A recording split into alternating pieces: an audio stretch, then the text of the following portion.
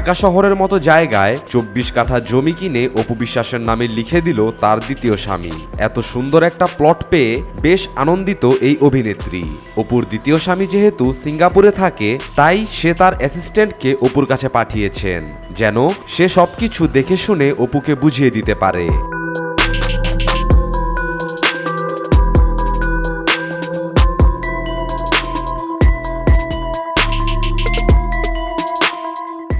অপু বিশ্বাস এর আগেও অনেক জমি ক্রয় বিক্রয় করেছেন, এ বিষয়ে তার ভালোই জ্ঞান আছে। তাই তো জমির মাপ এবং দরদাম খুব নিখুঁতভাবে যাচাই করে নিচ্ছেন তিনি।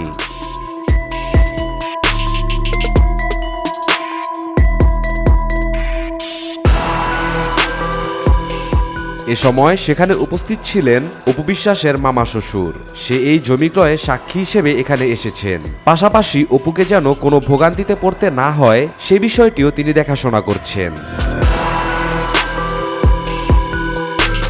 অপু বিশ্বাসের দ্বিতীয় স্বামী আসলেই খুব দয়ালু একজন মানুষ।